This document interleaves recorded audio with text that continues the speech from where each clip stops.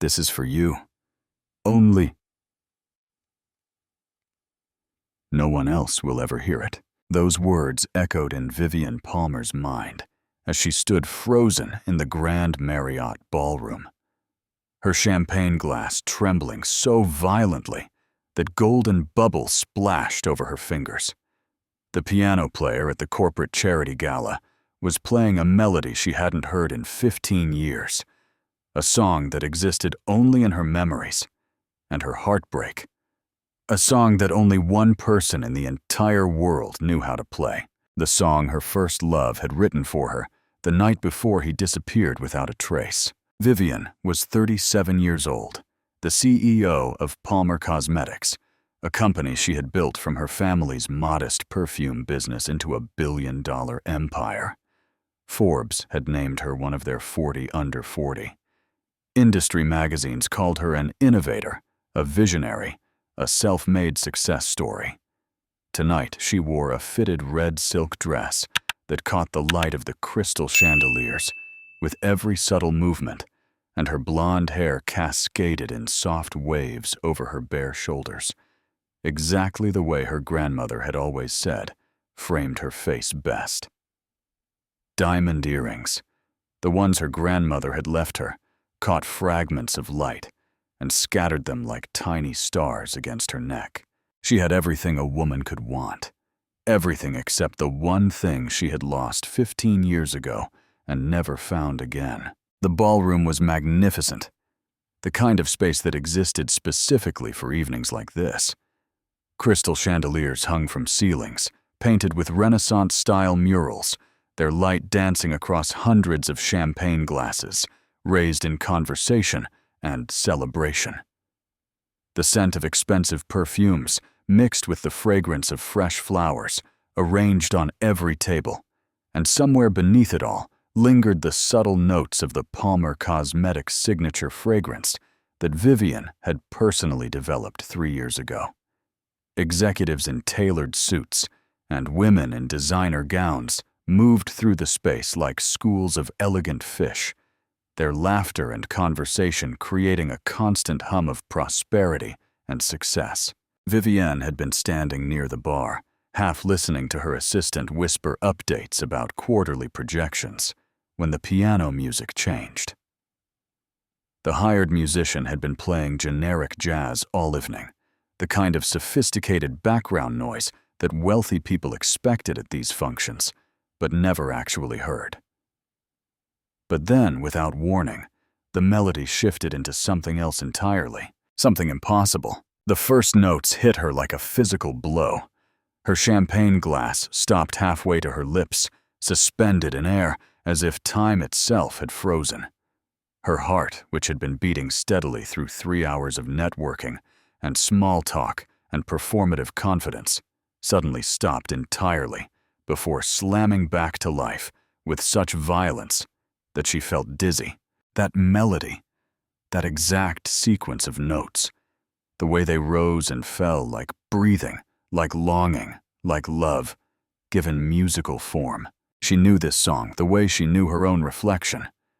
It had lived in her memory for 15 years, playing in her dreams, haunting her in quiet moments when her guard was down. She had never heard it performed by anyone else because no one else knew it existed. The young man who had composed it had played it for her exactly once in a cramped college apartment lit by cheap candles on a piano that had seen better days. He had been nervous that night, his hands trembling slightly, before they touched the keys, and he had looked at her with such vulnerability that she had fallen even more deeply in love with him in that moment. "This is for you," he had said. "Only you. No one else will ever hear it. I am calling it Vivian's song." The next morning, he was gone. No note, no explanation, no goodbye. Just an empty bed that was still warm from his body, and a silence that had lasted 15 years. And now impossibly someone was playing that song in a crowded ballroom at a charity gala. The world around Vivian began to blur at the edges. The voices of executives and investors became muffled and distant, as if she were underwater. The glittering chandeliers seemed to pulse in rhythm with the melody, and she became aware of nothing except the music and the pounding of her own heart, and the memories crashing over her like waves.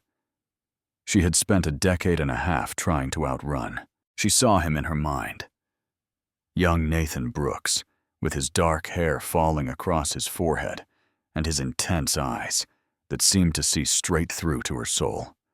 She saw the candlelight flickering across his face as he played his fingers moving across the keys with the confidence of someone who had found his calling.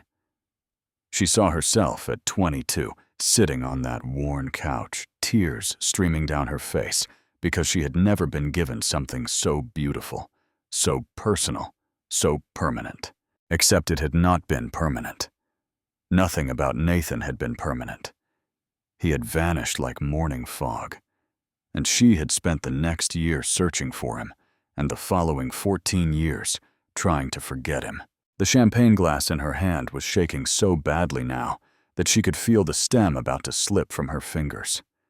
Her assistant was saying something, probably asking if she was feeling well, but Vivian could not hear her. All she could hear was that melody. Those notes, that song, that should have been impossible. Someone in this ballroom knew Nathan's song, which meant someone in this ballroom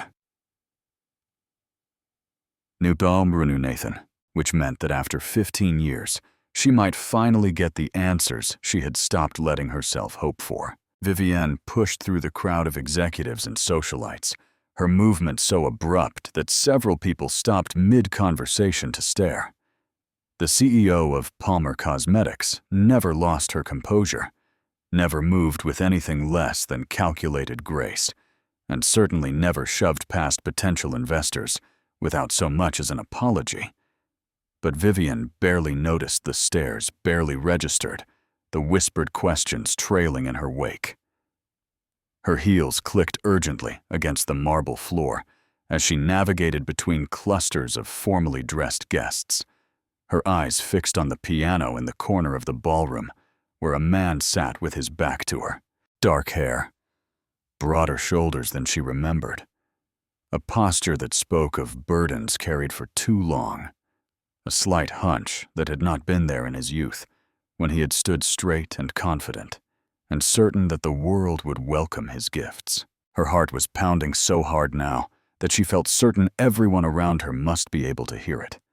A desperate rhythm that seemed to be keeping time with the melody pouring from the piano. The song was reaching its final movement. Those last phrases that had always made her cry, the notes that seemed to capture something essential about love and loss and hope that survives against all odds. The last note hung in the air, suspended like a held breath. And then the pianist lifted his hands from the keys and slowly turned around. Their eyes met across 15 years of silence. It was him. Older now, his face weathered with lines that spoke of hardship she could not begin to imagine. His eyes tired in a way that went deeper than simple exhaustion. There was gray at his temples that had not been there when he was 23, and his jaw was set in a way that suggested he had learned to brace himself against the world. But his eyes, those dark, intense eyes that had always seemed to see straight through to her soul, those were unmistakably the same. Nathan Brooks, her first love. The man who had vanished without explanation the morning after promising that their song would belong only to the two of them. Vivienne's champagne glass slipped from her numb fingers and shattered against the marble floor with a sound like breaking hearts. The crystal exploded into 1,000 tiny pieces, champagne splashing across the polished stone, and the noise was loud enough to make heads turn throughout the ballroom. Gasps rippled through the nearby crowd, and someone was already signaling for a server to clean up the mess. But Vivian stood rooted to the spot, unable to look away from the man at the piano, Nathan. His name came out as barely a whisper, a sound she had not allowed herself to make in 15 years. He rose from the piano bench with the careful movements of someone who had learned not to make sudden gestures, and when he spoke, his voice was deeper than she remembered. rougher, carrying the weight of experiences she knew nothing about. "Hello, Vivienne. It has been a long time." The simple words hit her like a physical blow. So casual, so calm, as if 15 years of silence could be bridged by a greeting at a cocktail party. As if he had not shattered her heart into pieces smaller than the broken glass at her feet. As if their entire history could be compressed into 4 words and a polite acknowledgement. "What are you doing here?" The question came out sharper than she intended, loud enough that the people nearest to them fell silent, sensing drama more interesting than their business discussions. "Where have you been?" "You disappeared 15 years ago. I searched for months. I called your family. I filed missing person reports. I hired investigators. You were just gone, Nathan. Just completely gone. She was aware that she was making a scene, that tomorrow there would be whispered gossip about the CEO of Palmer Cosmetics having some kind of breakdown at her own charity gala. But in this moment, she could not bring herself to care about reputation or optics or any of the carefully constructed facades she had spent her adult life maintaining. The only thing that mattered was the man standing 5 feet away from her, the ghost who had somehow become flesh and blood again. Nathan glanced around at the gathering crowd, the curious faces, the smartphones already emerging from pockets and purses. A muscle in his jaw tightened, and something flickered across his expression that she could not quite identify. "This is not the place," he said quietly. "Can we talk privately?" "Please, I know I do not have any right to ask you for anything. But there are things you need to know, and this is not how I want you to hear them." Every instinct Vivienne had developed over 15 years of building an empire, of learning to protect herself, of becoming someone who controlled every situation she entered, screamed at her to demand answers right here, right now, in front of everyone. To make him explain himself publicly, to force him to account for every day of silence, every unanswered question. Every night she had lain awake wondering what she had done wrong, but something in his eyes stopped her. Something that looked like pain so deep it had become permanent, like shame, that had been carried for so long it had become part of his posture, like a story so heavy that it could not be told in pieces between curious strangers. Against every protective instinct she possessed, Vivienne nodded. "Follow me." She led him through a service corridor and into a private conference room off the main ballroom, a space the hotel had provided for her use during the event. Her heels echoed sharply in the empty hallway, each click punctuating the impossible reality of walking beside a ghost. Nathan followed a few steps behind his footfalls, softer, more hesitant, the walk of a man who had learned to move through the world without drawing attention. The conference room was a stark contrast to the glittering ballroom they had left behind. Harsh fluorescent lights replaced crystal chandeliers. A long, polished table surrounded by empty leather chairs replaced crowds of celebrating guests. Glass walls looked out over the city skyline, thousands of lights twinkling in the darkness like fallen stars. And Vivienne caught her reflection in the window. A woman in a red dress, who suddenly looked 22 years old, again vulnerable and heartbroken. All the armor she had built over 15 years, stripped away by a single melody. She did not sit down. Instead, she paced along the length of the windows, her arms crossed tightly over her chest, needing to move, needing to do something with the energy coursing through her body. "Close the door," she said without turning around. She heard him comply, heard the soft click of the latch, heard the way the sounds of the gala were suddenly muffled by walls and distance. When she finally turned to face him, Nathan was standing near the table, making no move to sit, watching her with an expression that seemed to hold equal parts longing and dread. "Where have you been, Nathan?" The question came out low and dangerous. 15 years. 15 years of nothing. No calls, no letters, no sign that you were even still alive. "I thought you were dead." For a while, I hoped you were dead, because that was easier than believing you had just walked away from everything we had. I know." His voice was hoarse. "I know what I took from you. What was taken from both of us. What does that mean? What was taken? You left. You disappeared. No one made you do that." Nathan closed his eyes for a moment, and when he opened them again, there was something raw in his expression. Something unguarded that she had not seen in the carefully controlled man who had greeted her at the piano. "I did not leave, Vivian. I was taken from you." The words hung in the air between them, incomprehensible. Vivian shook her head slowly, trying to make sense of a sentence that seemed to be in a language she did not speak. "That is not possible. I would have known. Someone would have told me." "The police, your family, someone. My father made sure no one knew anything." Nathan's jaw was tight, the words coming out like they were being pulled from somewhere deep and painful. He was powerful. He was connected. And he needed a scapegoat. "A scapegoat, Nathan." "You are not making any sense. Just tell me what happened. Stop speaking in riddles and tell me the truth." He sat down then heavily, like the weight of years had suddenly become too much to carry. Standing up, his hands rested on the table in front of him, and Vivian noticed that they were trembling slightly, the same tremor she remembered from that night in her apartment, when he had been nervous about playing her the song. "The morning after I played you that song, I was arrested." The words came out flat, factual, like he was reciting something he had said many times before. 6 o'clock in the morning. They came to my apartment with a warrant for my arrest. Embezzlement. $2 million stolen from my father's company. Vivienne felt the air leave her lungs. She reached for the back of a chair to steady herself, her fingers gripping the leather so tightly that her knuckles went white. "That is impossible. You would never steal anything. You were the most honest person I knew." "I did not steal anything." Nathan met her eyes directly. "My father did. He had been embezzling from his own company for years, and when the auditors started getting close to the truth, he needed someone to take the fall. He chose me.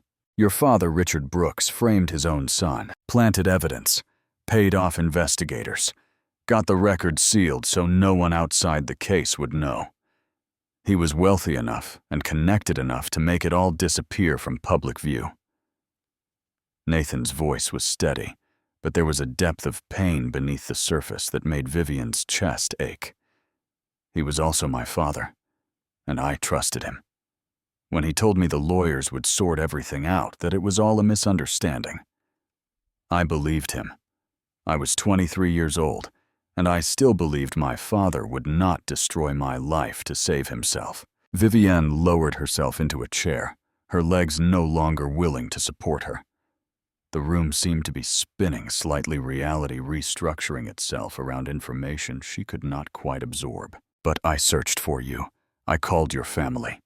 Your mother told me she did not know where you were, that you had just left. My mother believed whatever my father told her. She always did. And he told her I had run off, that I was troubled, that it was better if everyone just forgot about me."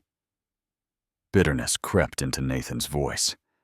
By the time she learned the truth years later, she was too ashamed to face me, too ashamed to admit she had abandoned her own son. "Nathan."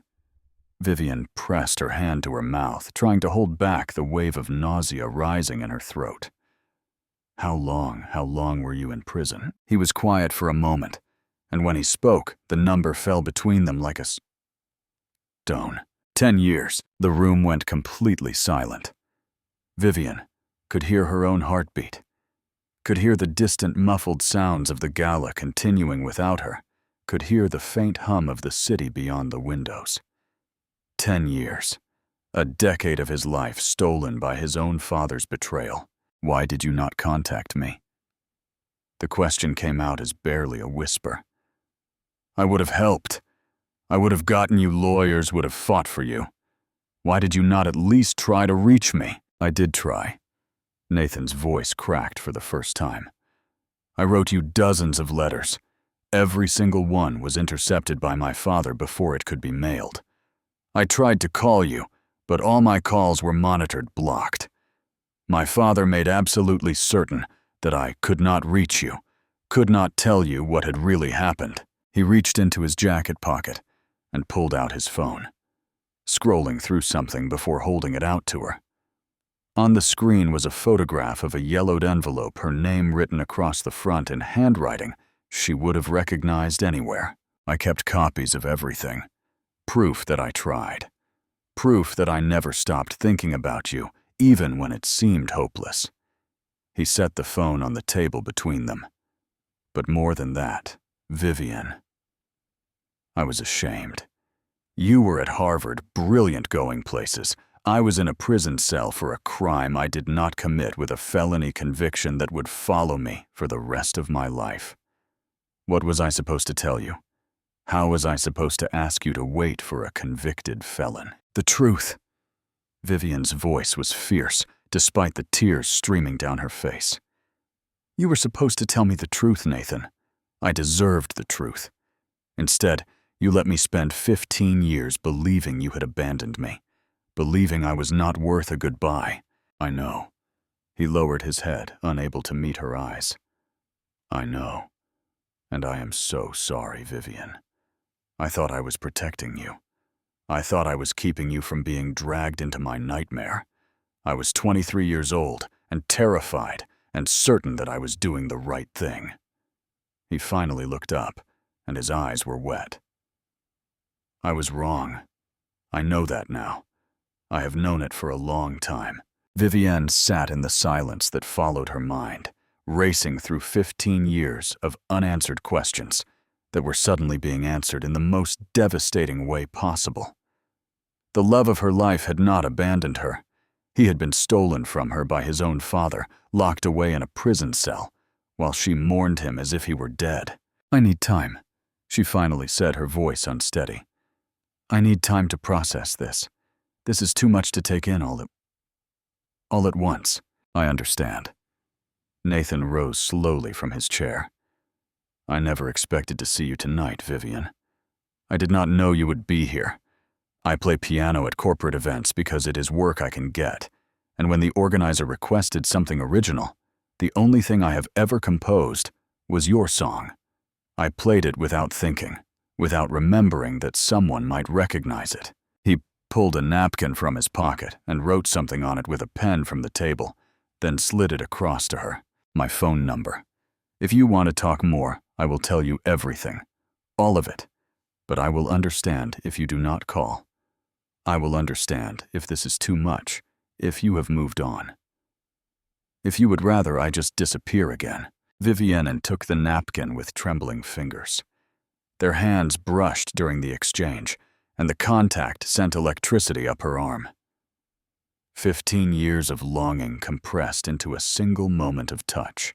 I will call you, she said, not sure if she meant it but unable to say anything else. I just need time. Nathan nodded. He moved toward the door, then paused with his hand on the handle. I never stopped loving you, Vivian. I know I have no right to say that after everything. But you should know. Every single day for 15 years, I never stopped. Then he was gone, leaving Vivian alone with the shattered remains of everything she thought she knew about her past. Vivian sat in the empty conference room for nearly half an hour after Nathan left, staring at the napkin in her hand, with his phone number written in handwriting that brought back memories so sharp they felt like wounds. Her assistant knocked twice, asking if she was all right, and both times Vivian sent her away with assurances that she was fine, just needed a moment, would be out shortly. She was not fine. She was the opposite of fine.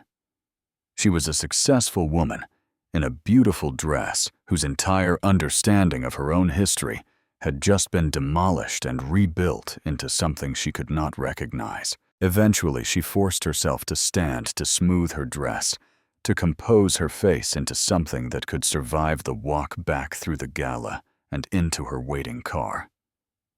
She made her excuses to the remaining guests, claimed a headache, thanked everyone for their generosity to the charity, and escaped into the back seat of her town car, with the relief of someone surfacing from deep water. Her penthouse apartment occupied the entire top floor of a building she owned 42 stories above the city lights.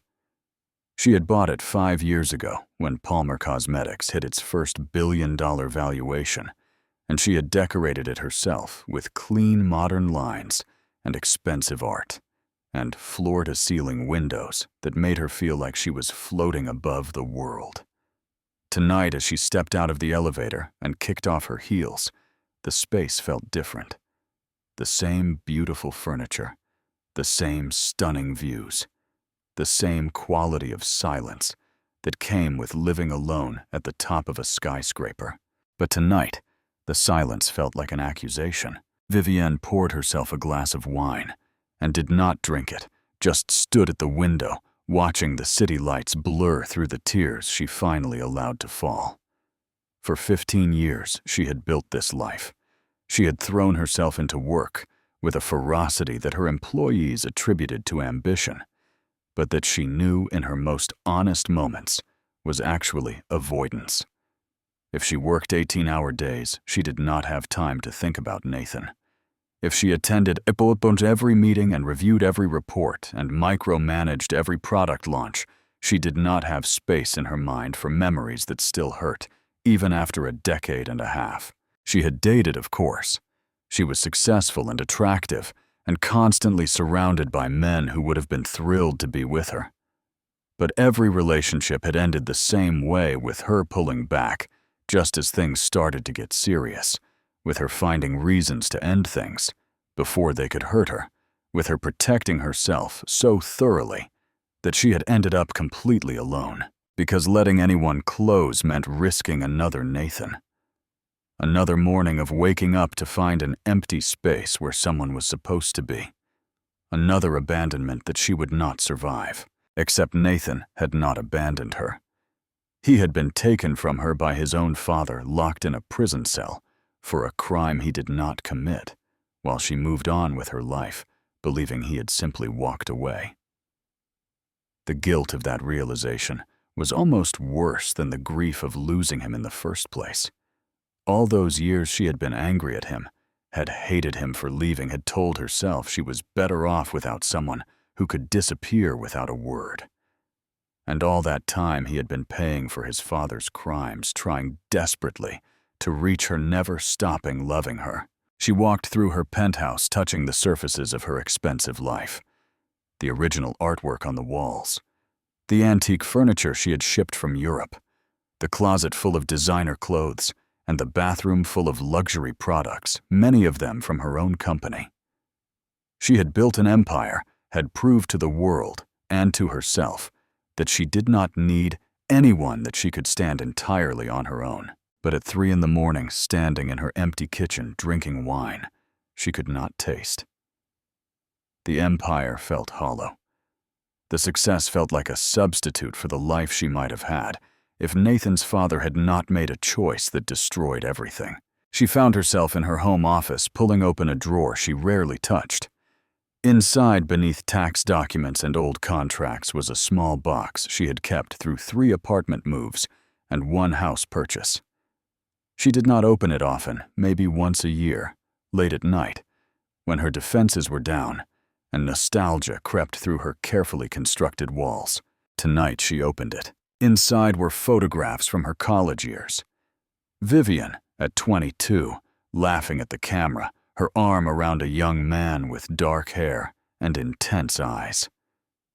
Nathan, at 23, sitting at a piano that barely fit in his tiny apartment, his fingers frozen mid-movement, his face lit with the joy of someone doing exactly what they were born to do. The two of them together at a campus event, at a restaurant booth, on a picnic blanket, in a park that probably did not even exist anymore. They had been so young, so certain that their love was permanent, that the future would unfold the way they had planned, that nothing could separate them. Vivienne held the photographs and cried. Really cried for the first time in years.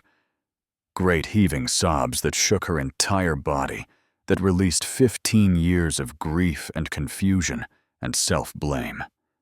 She had spent so long wondering what she had done wrong, why she had not been enough to make Nathan stay. And now she knew the truth, and the truth was that none of it had been her fault.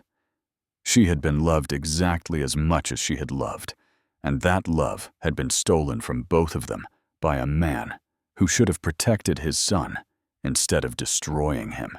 Tomorrow she would have to decide what to do with this impossible information. Tomorrow she would have to figure out whether she could let Nathan back into her life, whether she even wanted to, whether 15 years was too long to bridge. But tonight, she let herself grieve. For the young woman she had been, for the future she had lost, for the man who had written her a song and then disappeared into a nightmare neither of them had seen coming, and somewhere in the part of her heart she had kept locked for 15 years, a small flame of hope flickered back to life. Before we continue, please tell us where in the world you are watching this from. We love seeing how far our stories travel. And if you have ever had someone from your past suddenly reappear, if you know what it's like when buried memories crash back all at once, drop a comment below. Sometimes sharing our stories helps us remember we are not alone in our experiences. 3 days passed before Vivian called Nathan. 3 days of distracted meetings and missed calls, and her assistant asking repeatedly if she was feeling all right. 3 days of her mind wandering away from quarterly reports and marketing strategies to replay the conversation in the conference room, to examine every word Nathan had spoken, to try to reconcile the man she had seen at the piano with the ghost she had been mourning for 15 years. She spent those 3 days investigating. A woman who had built a billion-dollar company did not take anyone's word for anything, not even the word of someone she had once loved more than her own heartbeat. She called her lawyers, asked them to look into the case without explaining why. She hired a private investigator, the one she had used years ago when trying to find Nathan, and gave him new parameters. She dug through old newspaper archives and court records and anything else she could find that might confirm or deny what Nathan had told her. What she found broke her heart all over again. Everything Nathan had said was true. Richard Brooks had been arrested 5 years ago for a separate fraud scheme. Different victims, but the same pattern of deception. He had died of a heart attack in prison before his trial could conclude, never admitting to any wrongdoing. And buried in the records that Vivian's lawyers managed to access was the truth about Nathan's conviction evidence that had been suppressed witnesses who had been paid off a case built not on facts, but on a father's willingness to sacrifice his own son. She found Nathan's prison records, his release papers, his exoneration that had come 8 years ago when new evidence emerged that proved his innocence. She found records of the letters he had written, letters that had been flagged and intercepted before they could be mailed. Dozens of them, all addressed to her, all begging her to understand, all professing love that refused to die even behind bars. He had told her the truth, every devastating word of it. On the 4th day she called. He answered on the 2nd ring, as if he had been waiting, and his voice was careful, guarded. "Vivian, I was not sure you would call. I need to see you. I have more questions. Of course, when? Today. I know it is short notice, but I cannot wait any longer." There was a pause, and when Nathan spoke again, something had softened in his tone. "Today works. My son is at school until 3. We could meet for lunch." His son. That detail she had not fully processed in the chaos of their confrontation. Nathan had a child. He had built a life in the years since his release, had become a father, had moved on in ways she could not yet imagine. They agreed to meet at a small cafe in a quiet neighborhood far from Vivian's usual haunts, where photographers might recognize her and ask questions she was not ready to answer. She arrived first, choosing a table in the back corner, where they could talk without being overheard, and waited with her hands wrapped around a coffee cup. She was not drinking.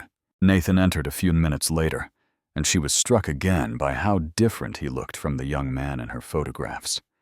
He wore jeans and a worn sweater, so different from the suits he had favored in college when he was trying to impress his father's business associates.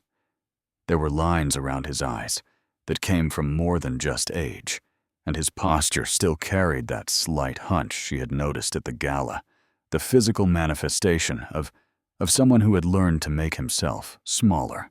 He sat across from her, ordered coffee from the waitress who appeared immediately, and then met her eyes with an expression that was equal parts hope and fear. "Thank you for coming," he said quietly.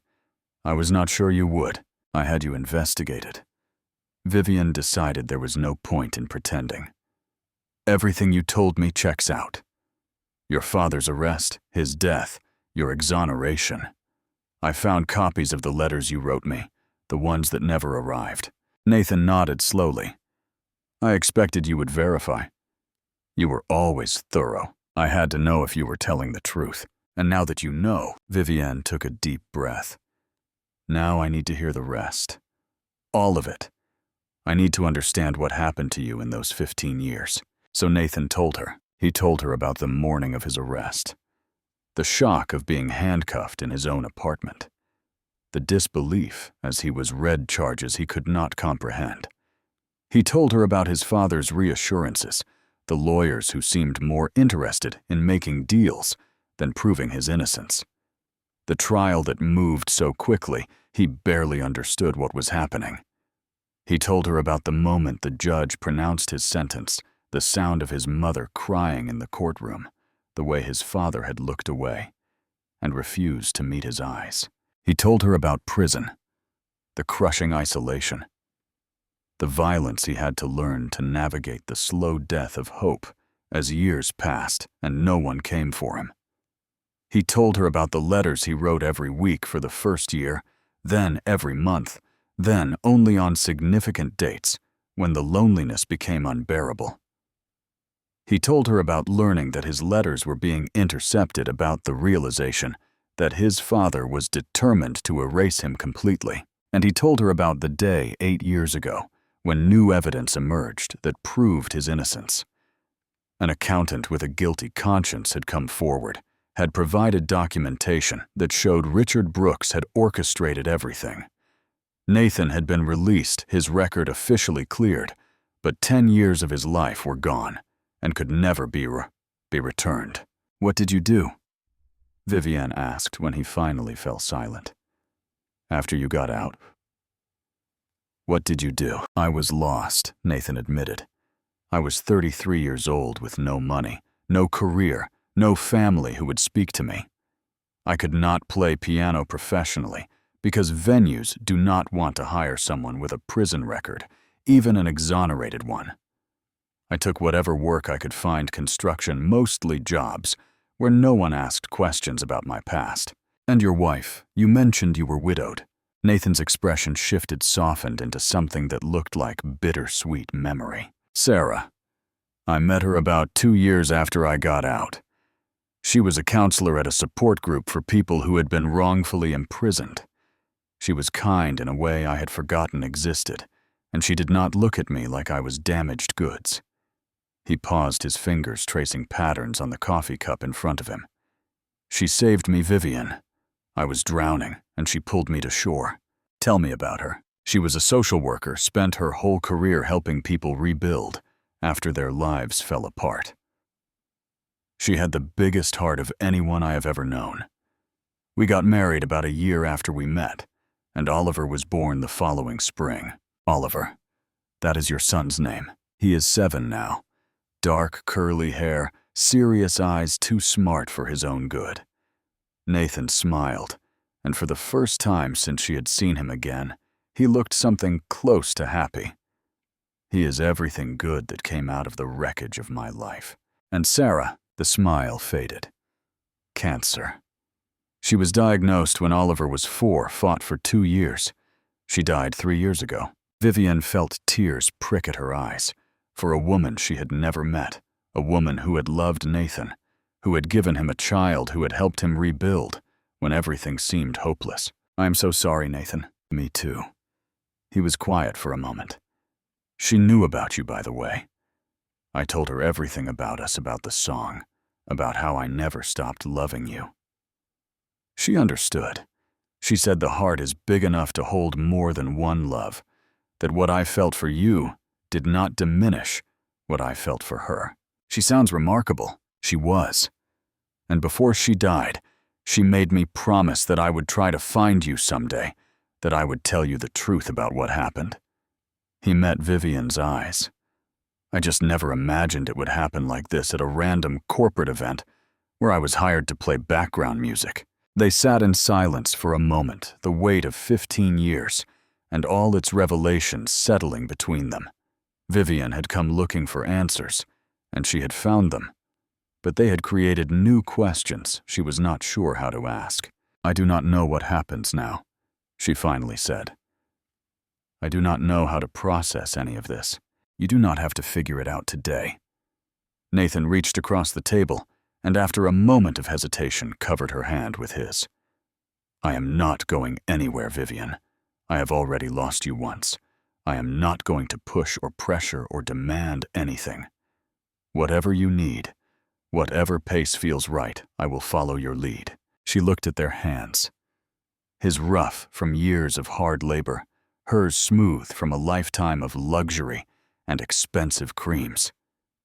Two completely different lives that had once been heading toward the same destination, separated by circumstances beyond their control, now somehow finding their way back to the same table. "I want to meet him," she said suddenly.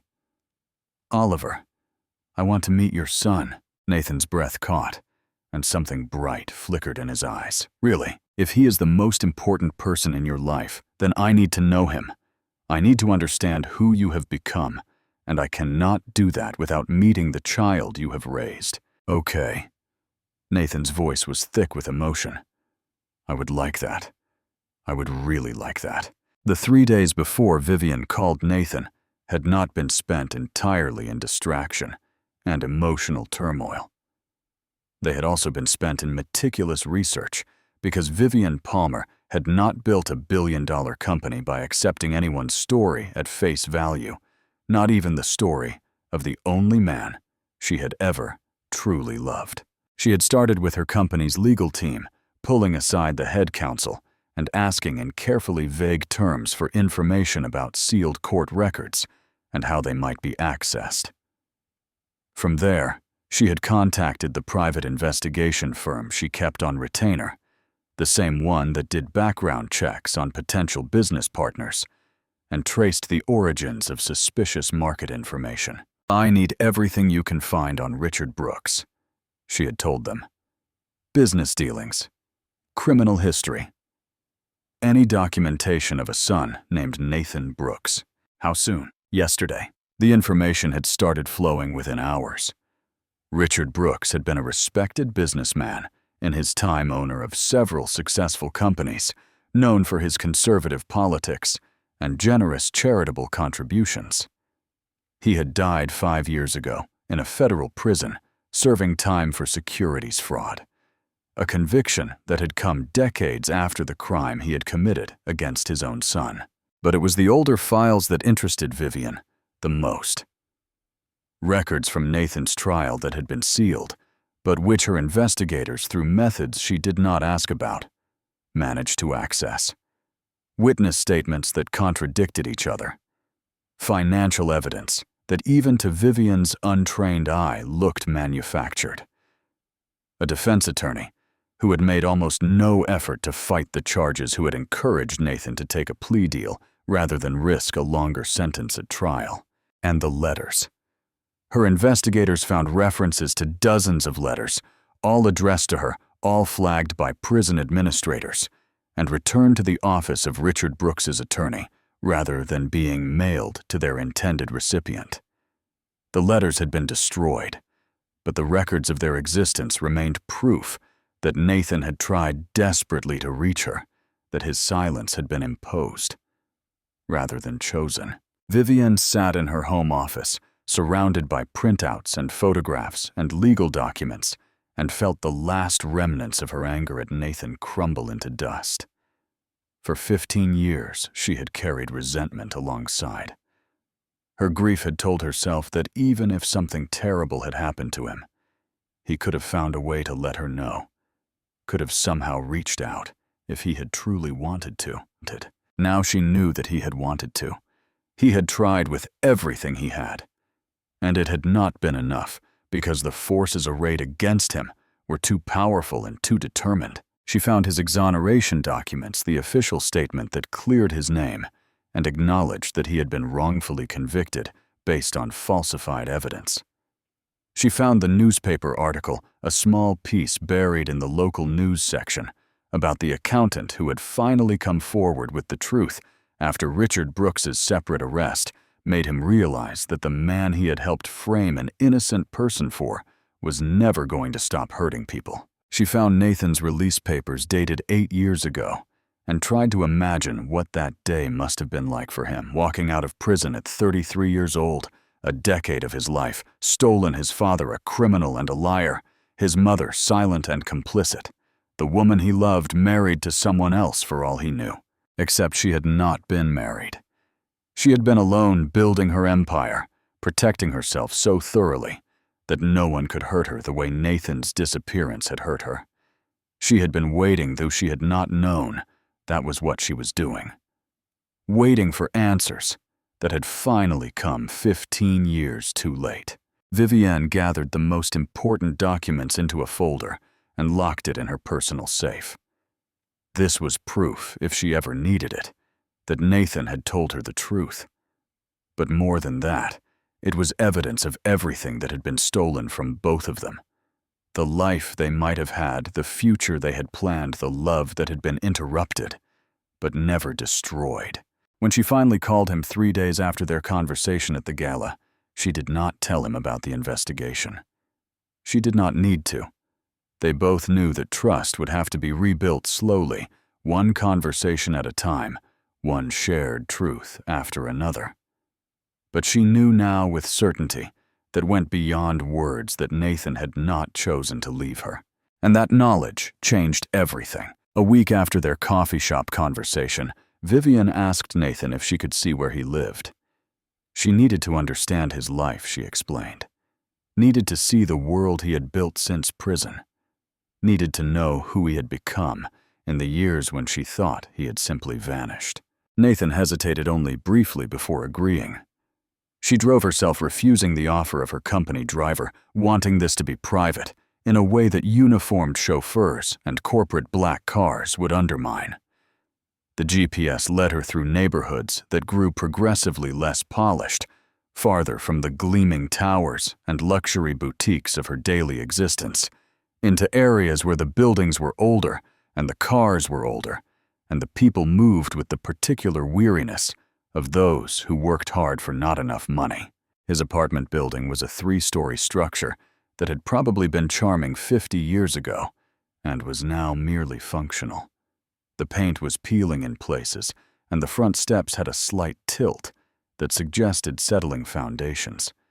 But the small yard was neatly maintained, and there were flowers in window boxes on the first floor. Vivienne parked her car, a sleek luxury sedan that looked laughably out of place on this street, and walked up to the front door. Nathan met her in the lobby, a narrow space with worn carpet and a wall of mailboxes, and led her up 2 flights of stairs to his apartment. The hallway smelled like someone's dinner cooking, and the fluorescent light overhead flickered in a way that suggested the bulb was close to dying, and Vivienne felt acutely aware of the distance between this world and hers. His apartment was small, but clean. A living room that also served as a dining room, a kitchen visible through an open doorway, 2 bedrooms down a short hall. The furniture was second-hand, but cared for, and everything was neatly organized in a way that spoke of someone who had learned to value order in a chaotic world. The most striking feature was the piano against one wall, an upright model with keys worn smooth from years of playing, clearly the most valuable thing Nathan owned. And on the refrigerator, held in place by colorful magnets, were the drawings. Vivienne moved toward them without thinking, drawn by the bright colors and childish handwriting that labeled each creation. A house with a smoking chimney. A dog that might have been a horse. A stick-figure family. 2 figures holding hands, one tall and one small. Oliver's artwork, Nathan said, coming to stand beside her. He draws something new almost every day. Vivienne studied the drawings, looking for clues about the child who had made them. The colors were bright. The subjects, cheerful, the work of a kid who seemed happy, despite the losses he had experienced. He is talented. He is. Gets that from me, I think. His mother could not draw a straight line. Nathan smiled at the memory, then moved to the refrigerator and pulled something from behind a magnet. This is him. The photograph showed a boy of about 7. Dark, curly hair that fell across his forehead, richy eyes, that seemed to look directly at the camera with an intensity that made Vivienne catch her breath. He looked like Nathan, unmistakably like Nathan, but there was something in his expression that was entirely his own.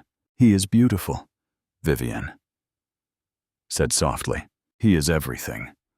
Nathan's voice was thick. When Sarah was dying, I did not know how I was going to survive losing her. But Oliver needed me, and that was enough to keep me going. That has been enough every single day since. He showed her around the apartment, pointing out Oliver's room with its galaxy-themed bedding and collection of plastic dinosaurs, the bathroom with the superhero towels, the kitchen where father and son ate breakfast every morning before school. It was a modest life, almost painfully modest, compared to the luxury Vivienne had built around herself. But it was clearly a life built on love. And then she saw the photograph on Oliver's nightstand. A woman with kind eyes and an easy smile, her arm around a toddler version of Oliver, both of them laughing at something beyond the camera's frame. "That is," Sarah Nathan said quietly. "I keep her picture in his room so he remembers what she looked like. He was only 4 when she died. I'm afraid he will forget her face if he does not see it every day." Vivienne picked up the frame carefully, studying the woman who had saved Nathan when Vivienne could not, who had loved him and been loved in return, who had given him a child and a reason to keep living. She was beautiful. She was. Inside and out. Nathan took the frame from her hands and set it back in its place.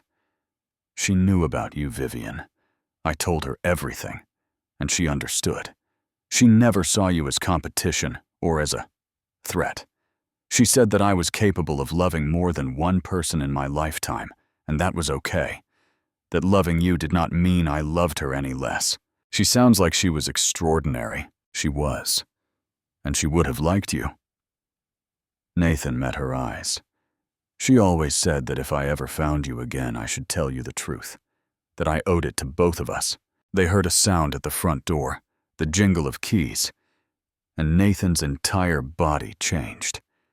His posture straightened, his expression softened, and he turned toward the hallway with the particular alertness of a parent whose child is about to appear. The door opened, and Oliver came in his backpack, dragging on the floor behind him, and his shoes untied in a way that made Vivienne's neat freak instincts twitch.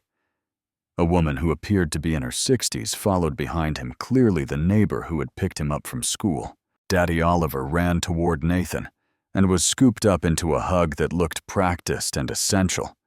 The daily reunion of a father who had lost too much and a son who needed the reassurance of physical presence. "Hey, buddy, how was school?" "Good. We learned about volcanoes. Did you know they can destroy whole cities? And there is one in Italy that buried a whole town, and you can still see the people who got frozen. Pompeii." "I did know that. Sounds like you had an interesting day." Oliver squirmed to be put down, then noticed Vivienne standing in the living room. His enthusiasm dimmed slightly, replaced by the wariness children develop around unfamiliar adults. "Dad, who is that?" Nathan set him down gently and turned to Vivian. "Oliver, this is Vivian. She is an old friend of mine from a long time ago. Vivian, this is my son, Oliver." Vivian knelt down so she was at Oliver's eye level, remembering something her own mother had told her about speaking to children. They do not like being looked down at. Make yourself small, and they will let you in. "Hi, Oliver. I've heard a lot about you. Your dad says you are really smart." Oliver studied her with an intensity that seemed too old for his 7 years. "Are you the lady from the song?" The question caught her off guard. She glanced at Nathan, who looked suddenly uncomfortable. "What song, sweetheart?" "Dad plays a song sometimes. He calls it the song for the lady who disappeared. He only plays it when he is really sad. Or really happy." "Is that you? Are you the lady who disappeared?" Vivian felt her throat tighten. She had not known Nathan still played their song. Had not known. It had become part of his life in the years since prison. The idea that Oliver had heard it, had noticed, it had understood that it was connected to someone important, made her eyes sting with unshed tears. "Yes," she said softly. "I am the lady from the song." Oliver nodded seriously, as if this confirmed something he had already suspected. Then, with the casual acceptance of childhood, he moved on to more important matters. "Do you like dinosaurs? I have a collection. Do you want to see it?" And just like that, the ice was broken. Vivian spent the next hour in Oliver's bedroom, seated on the floor beside his bed, while he showed her every dinosaur in his collection. There were plastic figurines and stuffed toys and books, with pages worn soft from repeated reading. Oliver knew the name of every species, could recite facts about their diets and habitats and extinction with the enthusiasm of a child who had found his passion. "This one is a velociraptor," he explained, holding up a toy that was missing one arm. In the movies, they made them too big. Real velociraptors were only about this tall. He held his hand at knee height. But they were really smart. They hunted in packs. "That is fascinating," Vivian said, and meant it. There was something captivating about Oliver's enthusiasm, the way he spoke about prehistoric creatures, as if they were personal friends he was introducing. "Dad says I might be a paleontologist when I grow up. That is a scientist who studies dinosaurs and fossils. You have to go to a lot of school, but I like school, so that is okay. Your dad is right. You would be a wonderful paleontologist." Oliver beamed at the compliment, then grew suddenly serious. "Do you have kids?" The question was innocent, casual, but it hit Vivian with unexpected force. "No," she said after a moment. "I do not. I never got married or had children. That sounds lonely." Oliver's brow furrowed with concern that seemed too mature for his age. "When Mom died, Dad said we had to take care of each other because that is what families do. If you do not have a family who takes care of you." Vivian opened her mouth to respond, but found she did not have words. Oliver was looking at her with genuine worry, as if her lack of family was a problem that needed solving. "I have my work," she finally said, "and friends. But you are right, Oliver. It can be lonely sometimes." Oliver was quiet for a moment, thinking something over with visible concentration. Then he said with the simple logic of childhood, "You could share us if you want. Dad and me. We have extra room." Vivian's vision blurred with sudden tears. She tried to blink them away, tried to maintain composure in front of this child who barely knew her, but Oliver had already noticed. "Are you sad? Did I say something wrong? I am sorry." "No, sweetheart. You did not say anything wrong." Vivian reached out, and after a moment's hesitation took Oliver's small hand in hers. "You said something very kind, the kindest thing anyone has said to me in a very long time." Nathan appeared in the doorway, clearly having been eavesdropping on at least part of their conversation. His eyes were wet too, and he crossed the room to sit on the edge of Oliver's bed, creating a small triangle of connected people. What did I miss? I offered to share us. Oliver explained, as if this were the most reasonable proposition in the world. Vivian does not have a family, so I said she could share ours. We have extra room, and Mom always said we should help people who are lonely. Nathan's breath caught visibly. He looked at Vivian, then at his son, then back at Vivian. Your mom was right, buddy. She was always right about things like that. I know. Oliver nodded sagely. That is why we have her picture, so I remember what she said. He jumped up, then his attention span satisfied, and his energy restored. Vivian, do you want to see my drawings? I make one every day. Dad puts them on the refrigerator, but the best ones go in a special folder. For the next half hour, Vivian looked at Oliver's artwork, listened to his explanations of what each drawing represented, and felt something shift in her chest. Something that had been locked tight for 15 years. Something she had convinced herself was permanently closed, began to crack open. This child, this serious-eyed boy with his dinosaur obsession and his matter-of-fact kindness, had offered her a place in his family as if it were the most natural thing in the world. And sitting there on the floor of a modest apartment surrounded by crayon drawings and plastic toys, Vivian realized that she wanted to accept. When it was finally time to leave, Oliver hugged her goodbye, with the easy affection of a child who had decided she was trustworthy. His small arms wrapped around her neck, and she felt his warmth, smelled his shampoo, understood for the first time what she had been missing all these years, by choosing safety over connection. Will you come back? He asked. Dad's happier when you are here. He smiles more. Vivian looked at Nathan over Oliver's head, saw the hope and fear warring in his expression. Yes, she said. I will come back, I promise. Sometimes, children see truths that adults have forgotten how to recognize. If Oliver's words touched you, hit that like button. This story is just beginning, and the best parts are still to come. The weeks that followed Oliver's invitation felt like a careful dance, two people learning to move together after 15 years of separate rhythms. Vivian and Nathan talked every day, phone calls that started at 10 minutes and gradually stretched into hours as they filled in the gaps of their missing years. Nathan told her about prison in more detail, about the crushing loneliness and the violence he had learned to navigate, and the way hope had died slowly until it was nothing more than a flicker he kept alive through sheer stubbornness. He told her about the day he had decided to stop writing letters, the day he had accepted that he might never see her again. He told her about the particular cruelty of exoneration, how being told he had been right all along did not give back the 10 years he had lost. And he told her about Sarah, about meeting her in that support group, when he was at his lowest, about the way she had looked at him without pity or judgment, seeing only the man he was trying to become rather than the convict he had been. He told her about their wedding, small and simple, held in a community center, because they could not afford anything more.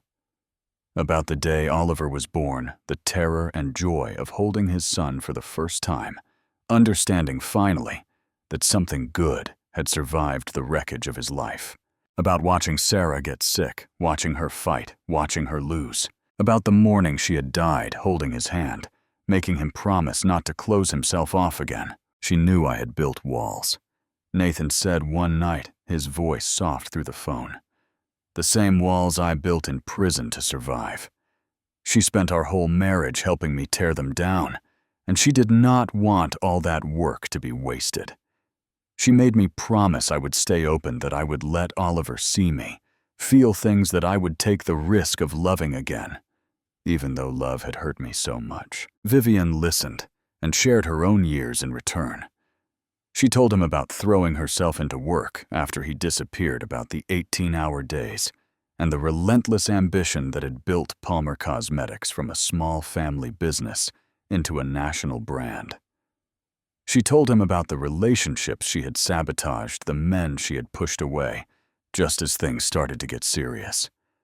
the protective walls she had built around her heart that were just as high and just as impenetrable as the ones he described. I told myself I was focused on my career, she admitted, that I did not have time for relationships, that I was choosing success over love.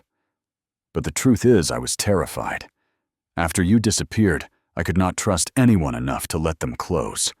Every time someone started to matter to me, I found reasons to end things before they could hurt me the way your disappearance had hurt me. I am so sorry, Nathan said. For all of it. For the 15 years you spent thinking I had abandoned you. It was not your fault. I understand that now. But you lived with the consequences. You built your whole life around protecting yourself from a wound that I could not prevent and could not heal. They met in person regularly, too. Coffee shops and quiet restaurants, places far from the glittering world where Vivian was recognized and photographed. She dressed down for these meetings, simpler clothes, less makeup, trying to close the obvious gap between her life and his. And every Saturday she joined them at the park. It became a ritual she looked forward to all week, arriving to find Nathan pushing Oliver on the swings, both of them lighting up when they saw her approaching. Oliver would run to her immediately, eager to show her whatever new discovery had captured his attention. Whether it was an interesting rock, or a particularly brave squirrel, or a cloud shaped like something only a 7-year-old imagination could see. She watched Nathan with his son and saw who he had become. Patient where he had once been driven. Gentle where he had once been ambitious. The young man she had known in college had wanted to conquer the world with his music, had dreamed of concert halls and standing ovations. The man he was now wanted only to give his son a good life, to be present for school pickups and bedtime stories and weekend adventures in the park. Prison had broken something in him. Sarah had helped him rebuild. And now Vivian found herself becoming part of the structure too, another piece in the foundation of the life he was carefully constructing. Oliver served as the bridge between them, his innocent enthusiasm making awkward moments easier, and his constant chatter filling silences that might otherwise have become heavy. He accepted Vivian's presence without question, with the easy adaptability of childhood. Dad's happier now, he told her one Saturday, apropos of nothing, while they watched Nathan at the hot dog cart buying lunch. He used to be sad a lot after Mom died, but he smiles more since you came. I'm glad I could help. Are you going to be my new mom? The question caught her completely off guard. She looked at Oliver, his serious eyes fixed on her face, waiting for an answer to a question that adults would consider far too premature. I do not know, sweetheart. That is something your dad and I would have to talk about. Okay. Oliver nodded, satisfied with her honesty. I just thought I should ask. My friend Marcus has 2 moms because his first one moved away, and his dad married someone new. He says it is pretty good. You get more presents at Christmas. Vivian laughed despite herself, charmed by the practical approach to such an emotional topic. I will keep that in mind. The first time Vivian came to Nathan's apartment for dinner, rather than just a visit, she offered to bring takeout from one of the upscale restaurants near her office. Nathan refused, insisting that he would cook, and she arrived to find the small apartment filled with the smell of garlic and herbs, and something she could not quite identify. Nothing fancy, Nathan warned as he led her to the kitchen. Just pasta. It is Oliver's favorite. Pasta is perfect. Oliver had already set the table with the kind of careful attention that suggested this was an important occasion. 3 place settings. Napkins folded into approximate triangles, and at the center of the table, a small vase holding wildflowers that were clearly from the park. I picked those, Oliver announced proudly. Dad said we should make it nice for you. They are beautiful. This is the nicest table I have seen in a long time. Dinner was chaotic in the best possible way. Oliver dominated the conversation with stories about school, about his best friend Marcus, about a bug he had found on the playground that turned out to be a larva, which apparently were super gross, but also super cool.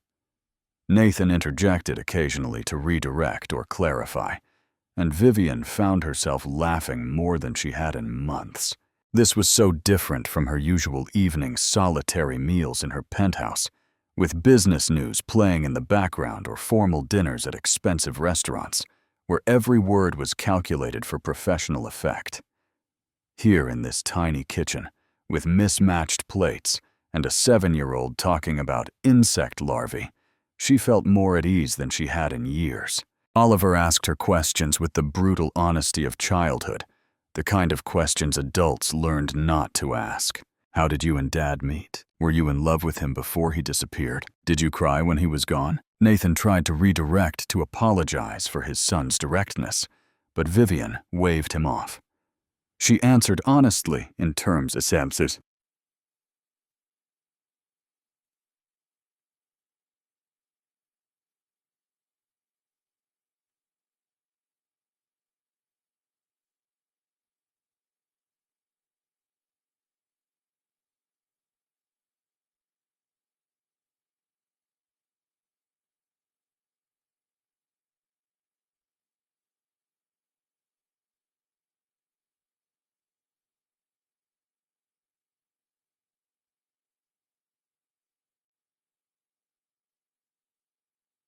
Yes, I loved your dad very much.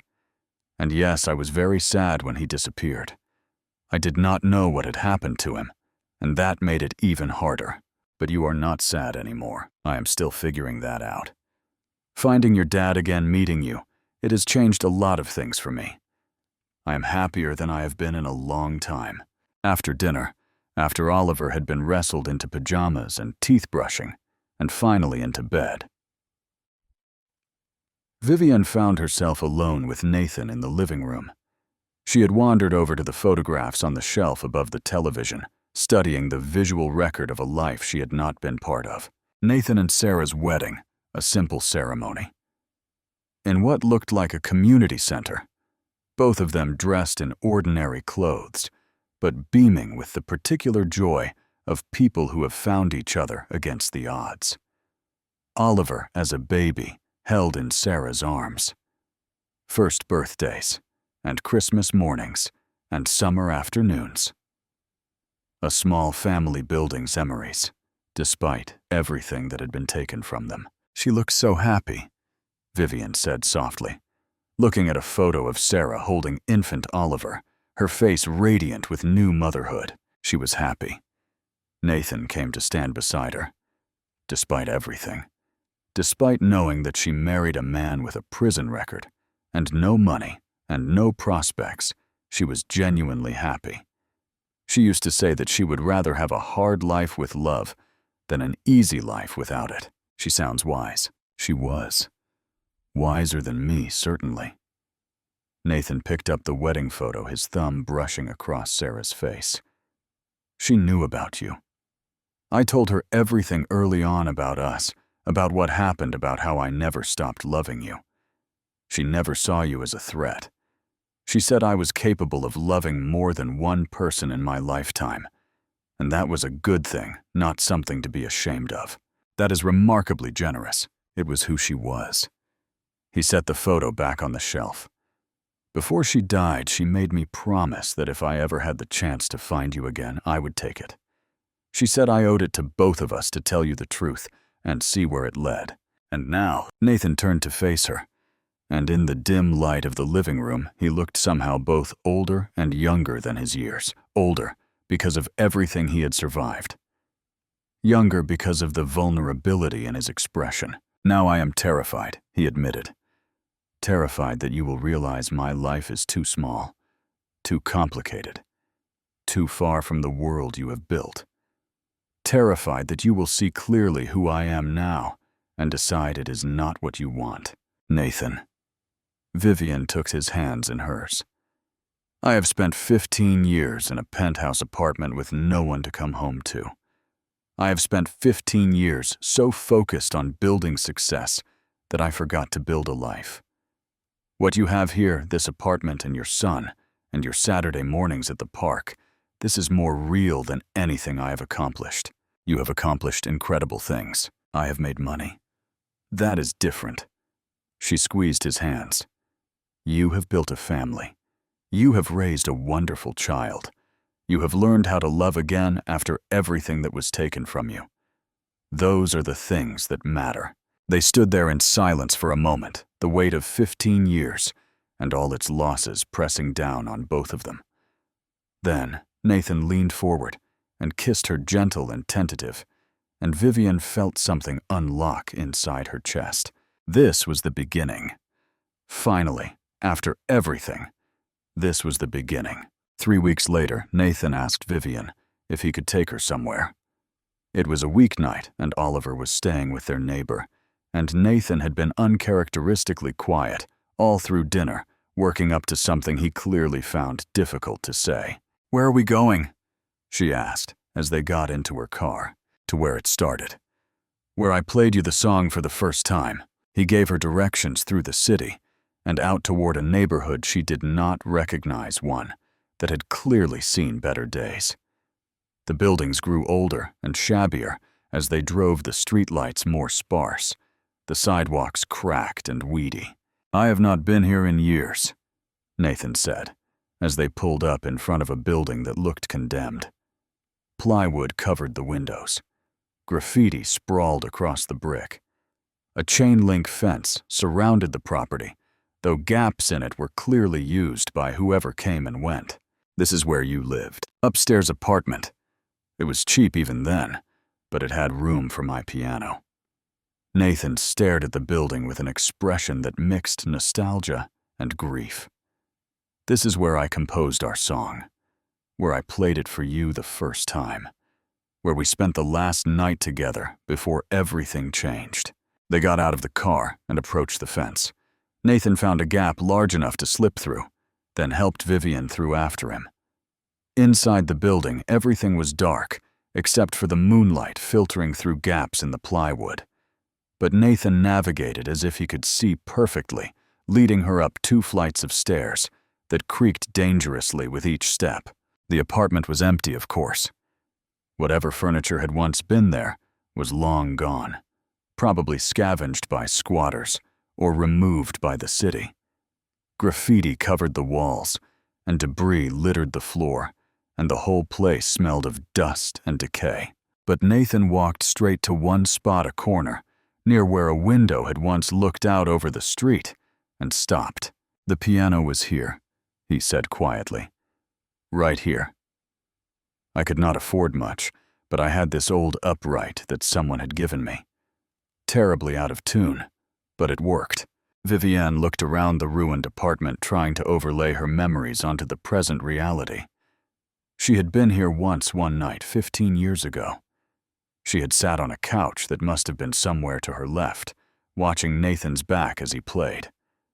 The candles had been scattered around the room, their light flickering across his face as he finished the song and turned to look at her with such vulnerability that she had known in that moment that she would love him forever. "I remember," she said. "I remember everything about that night.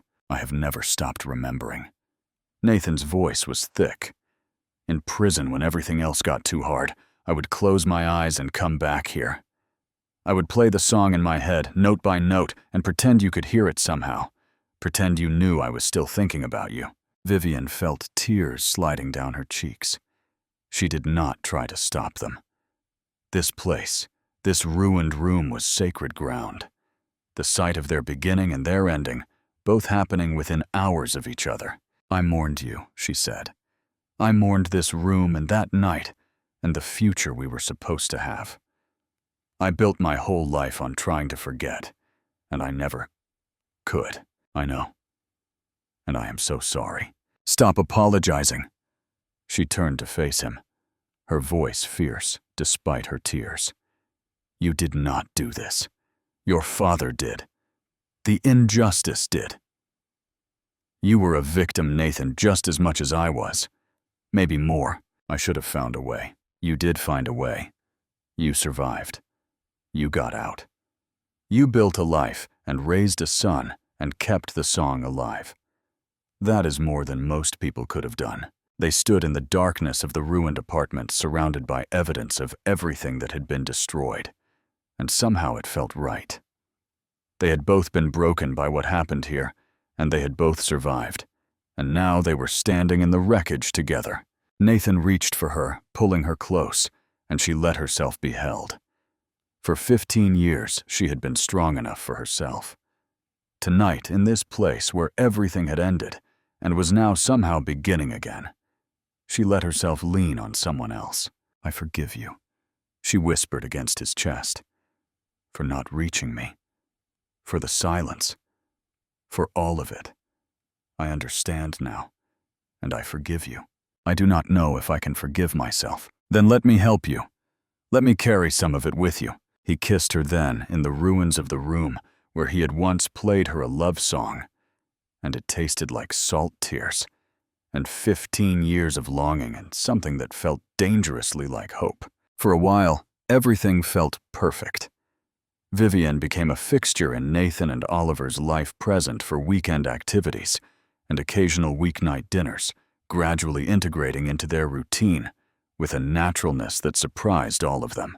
But the outside world was watching. Palmer Cosmetics was a publicly traded company, and Vivian was its face.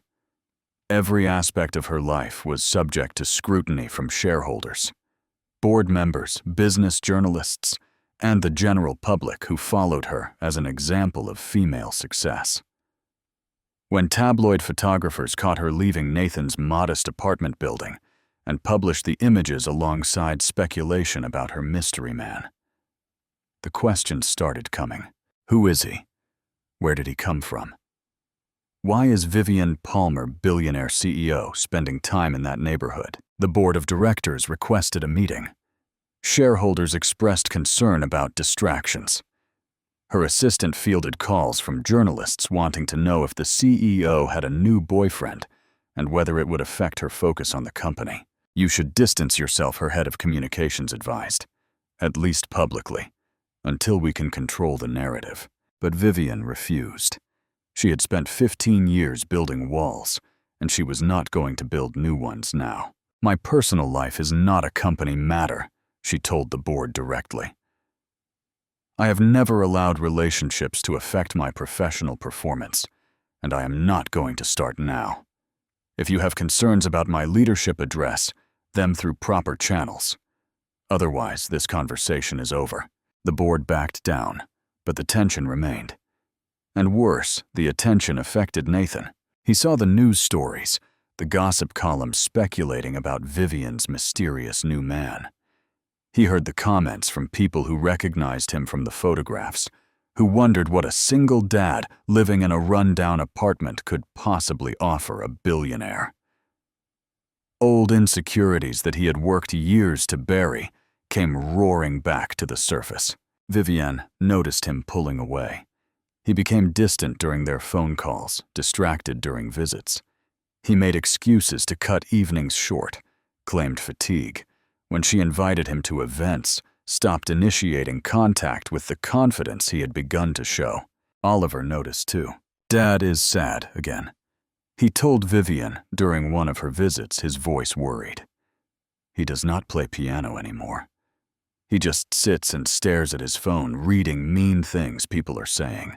Vivian's heart clenched. She found Nathan in the kitchen pretending to be busy with dishes that were already clean. "Talk to me," she said quietly. "Tell me what is going on." Nathan was silent for a long moment. When he spoke, his voice was rough with emotion he was trying to suppress. "I saw the comments, the articles, people asking what you could possibly see in someone like me. An ex-con with a criminal record working part-time jobs, living in an apartment you could buy with a day's income." He turned to face her, and his eyes were full of the same fear she had seen in the conference room that first night. "They are right, Vivian. What can I give you? How can I possibly fit into your world? You are not supposed to fit into my world." Vivian stepped closer, took his face in her hands. "You are supposed to help me build a new one.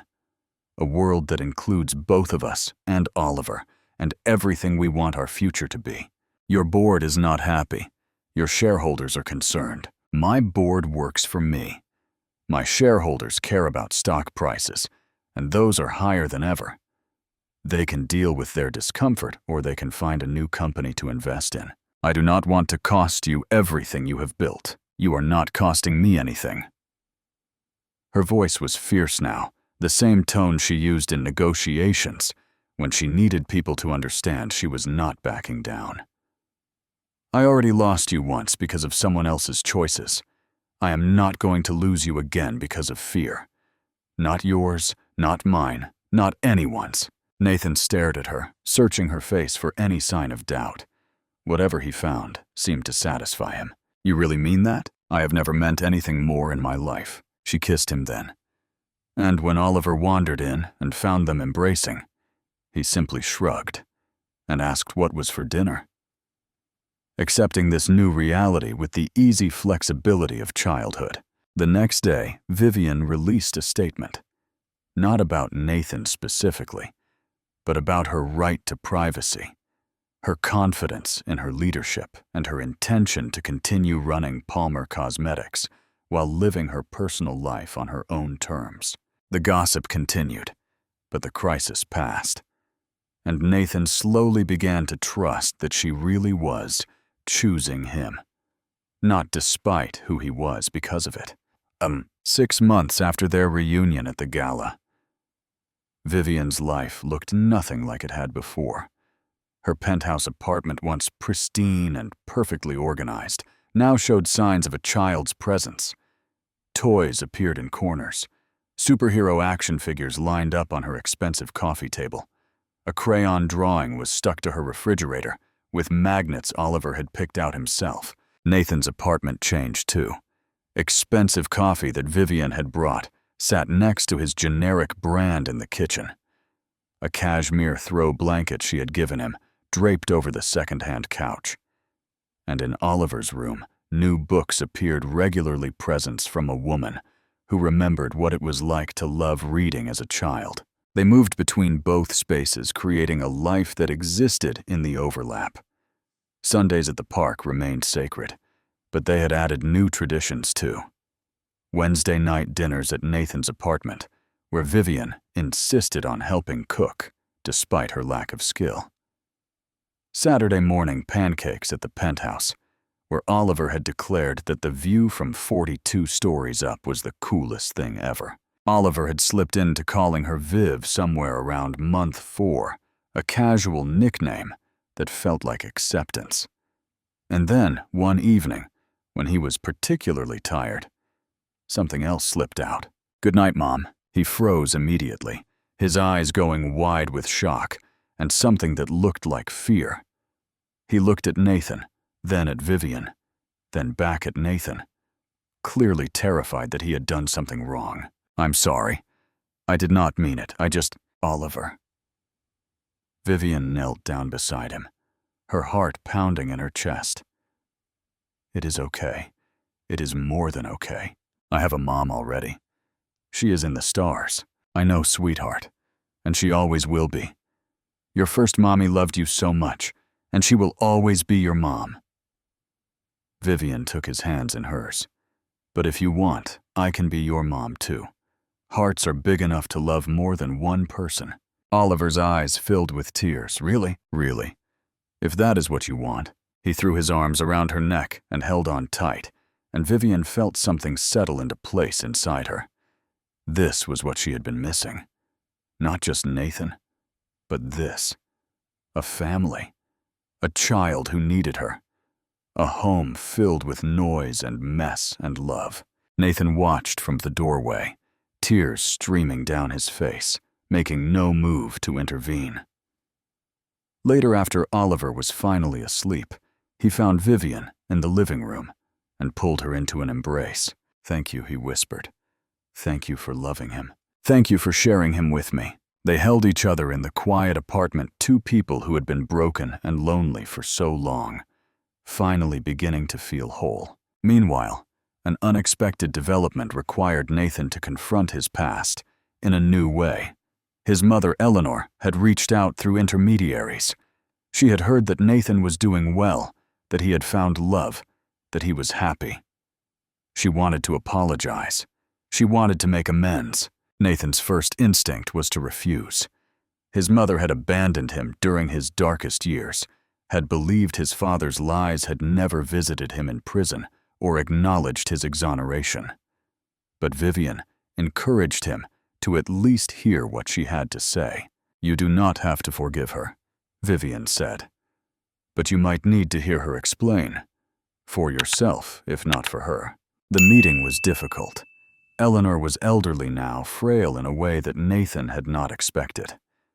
She wept through her apologies, admitted that she had been weak, that she had let her husband control her understanding of what had happened, that by the time she learned the truth, she was too ashamed to face the son she had failed. Nathan listened without speaking. When she finished, he did not offer forgiveness, but he did not send her away either. "I need time," he said. "I need to think about what you have said." "I understand." Eleanor's voice was barely a whisper. "I just wanted you to know how sorry I am. For everything." It was Oliver who decided the next step. Meeting his grandmother for the first time, he studied her with his serious eyes, and then asked the question that changed everything. "Are you my grandma?" Dad said. "I do not have one." Eleanor broke down completely, and something cracked in Nathan's armor, letting a sliver of light into the darkness he had carried for so long. Nathan started planning the proposal 3 months before he actually did it. He confided in Oliver, swearing him to secrecy, and the 7-year-old took his responsibility more seriously than anything he had ever done. Unfortunately, Oliver was spectacularly bad at keeping secrets. "Vivienne, do you like jewelry?" he asked one afternoon. Apropos of nothing. "Like ring jewelry? The shiny kind." Vivienne raised an eyebrow. "I like some jewelry." "Why do you ask?" "No reason." Oliver's face was a study in attempted innocence. "Just wondering. About rings, hypothetically." Nathan worked extra gigs for months, saving every dollar he could spare. The ring he eventually bought was modest by the standards of Vivian's world, a simple diamond on a delicate band. But it was the nicest thing he had ever purchased. He wanted to give her something he had earned, something that represented the man he had become, rather than the man he might have been. He chose his location carefully. The community center where he had first learned to play piano as a child before his father's business took off before the wealth that would eventually destroy everything. It was a humble building in a working-class neighborhood, but it held memories of the time before things went wrong. He arranged for access one evening, strung fairy lights around the room, placed candles on every surface. Oliver helped with the decorations, taking his job as seriously as he took everything important. Vivian arrived blindfolded, Nathan's hands guiding her through the door, and when she removed the covering, she found herself in a transformed space. Light flickered everywhere. Oliver stood beside an old upright piano, grinning like he might explode from excitement. "Nathan, what is this?" He took her hands, his own trembling slightly. "This is where I learned to play piano. Before my father made money, before everything changed. I came here every day after school because my family could not afford lessons, and the center offered them for free. The woman who taught me believed in me when I was just a kid from a poor neighborhood with too much energy and not enough focus." He gestured to the piano. "I wanted to bring you here because this is where music first became real to me. Before concert halls and professional ambitions, back when it was pure, when it was just about joy." Vivianne's eyes were already glistening. "Vivienne, I cannot give you penthouses or private jets. I cannot match the wealth you have built or the success you have achieved. All I can offer is this, a man who has loved you for 18 years, through prison and loss, and everything in between. A boy who already calls you mom, and a promise that I will spend every day of my life trying to make you as happy as you have made us." He lowered himself to one knee. "Will you marry me?" Oliver could not contain himself anymore. "Say yes. Say yes. Please. Say yes." Vivian was crying openly now, tears streaming down her face, her smile so wide it seemed to light up the entire room. "I've been waiting 15 years for you to ask," she said. "Is that a yes?" "That is 1,000 times yes." Oliver whooped with triumph as Nathan slid the ring onto her finger. Then, all three of them were tangled together, hugging and crying and laughing all at once. "I love this ring," Vivian said, when she finally examined it. "It is perfect. It is not much compared to what you could buy yourself. That is exactly why it is perfect. You chose it. You earned it. That matters more than carrots." Later that night, after Oliver had finally fallen asleep, Nathan told Vivian something he had been holding back. "I dreamed about Sarah last week. She smiled at me and said it was time, that I should stop carrying the past and start building the future." Vivian took his hand. "Then we have her blessing. We always had her blessing. She wanted this for me. She wanted me to be happy. And are you happy?" Nathan looked at the woman who had been his first love, his lost love, and was now going to be his wife. He thought about the journey that had brought them here, the prison cell, and the lonely years, and the night at the gala, when a song he had written for her played across a crowded ballroom. "I am happier than I ever thought I could be again." They chose a small ceremony, intimate, rather than elaborate, despite Vivian's ability to afford something spectacular. This was not about showing off or making statements. It was about promising themselves to each other in the presence of the people who mattered most. The venue was a garden outside the city, a place they had discovered during one of their weekend explorations with Oliver. It had been his idea to get married there, and they had agreed immediately. Vivian wore simple, elegant white, her blonde hair woven with delicate flowers that Oliver had helped her choose. Nathan wore the first good suit he had owned since college, purchased specifically for this day. And Oliver, serving as ring bearer, took his responsibility with an intensity that made everyone smile. Eleanor was there, still tentative in her relationship with Nathan, but making steady progress. And in the front row, there was an empty chair with a photograph resting on it. Sarah included in the celebration because she had been part of Nathan's journey and had helped make this day possible. "We are not ignoring her," Nathan had explained when he suggested the arrangement. "We are acknowledging that she is part of our story too." Vivian had agreed immediately. There was no jealousy, no competition. Sarah had loved Nathan when Vivian could not have given him. Oliver had helped him become the man he was today. She deserved to be remembered with gratitude.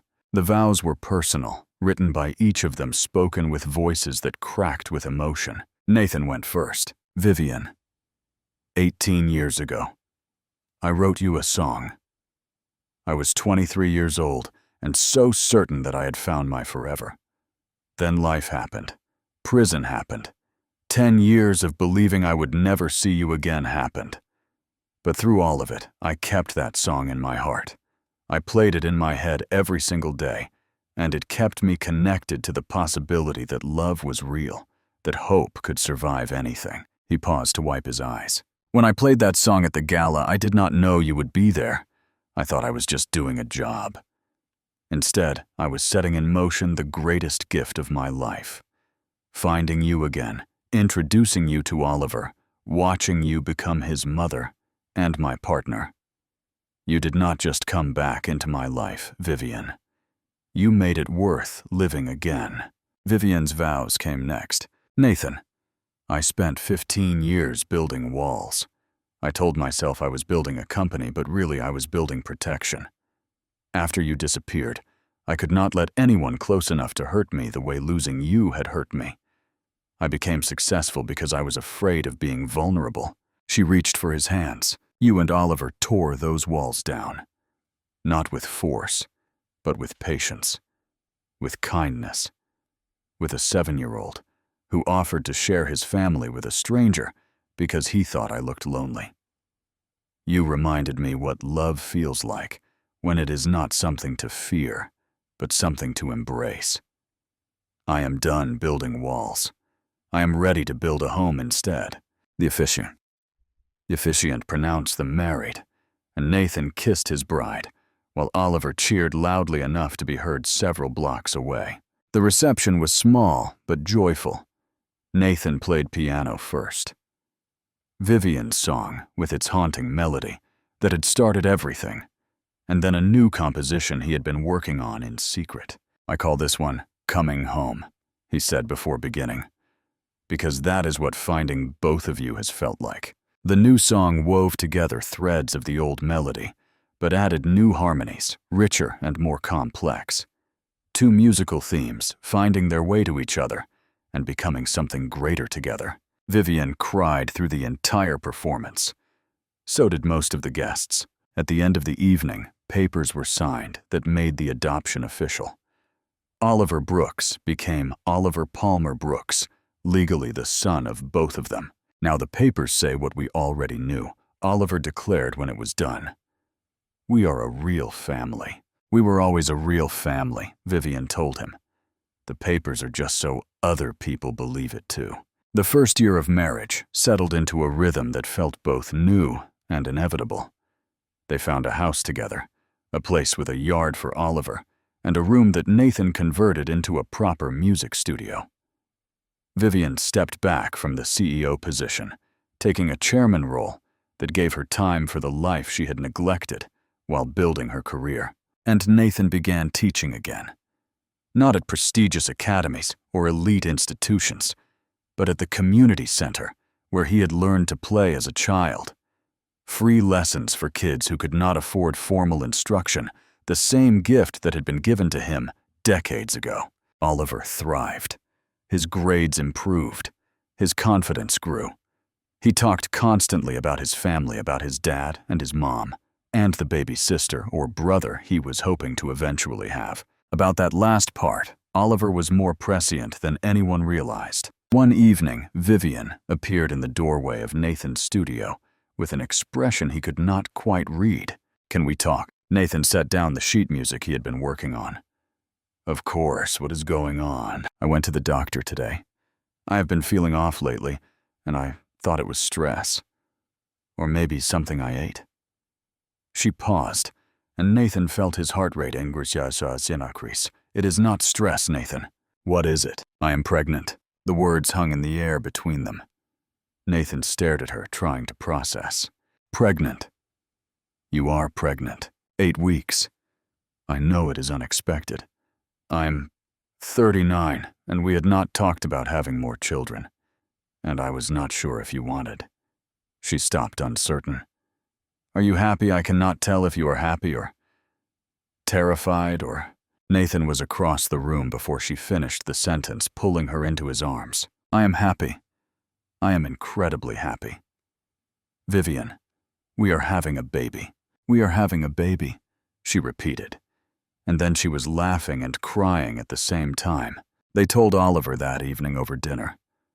His response was exactly what they might have expected. "I am going to be a big brother." He jumped up from the table and did a victory lap around the kitchen. "Can I teach the baby things?